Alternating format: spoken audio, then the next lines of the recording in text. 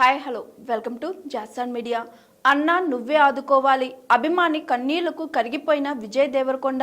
Tollywood crazy hero Vijay Deverakonda craze గురించి ప్రత్యేకంగా చెప్పాల్సిన అవసరం లేదు.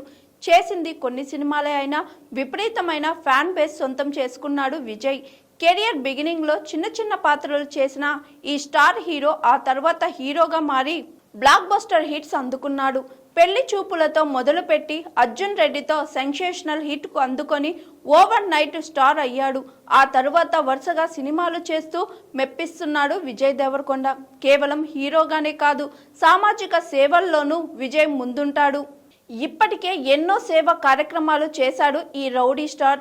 ఇటీవల స్టార్ హీరోయిన్ రష్మిక మందనాను పెళ్లి చేసుకొని ఓ ఇంటివాడైన విజయ్ పెళ్లి తరువాత అచ్చంపేట డివిజన్లో ఉన్న 44 ప్రభుత్వ పాఠశాలలో చదివే 9, 10వ తరగతి విద్యార్థులకు విజయ్ దేవరకొండ చారిటబుల్ ట్రస్ట్ తరపున స్కాలర్షిప్స్ అందిస్తున్నారు. ఇలాంటి మరెన్నో సేవా కార్యక్రమాలు చేశాడు విజయ్. అలాగే తన అభిమానుల కోరికలు కూడా తీరుస్తుంటాడు ఈ క్రేజీ హీరో. తాజాగా విజయ్ దేవరకొండ తన అభిమాని కన్నీళ్లకు చెలించిపోయాడు.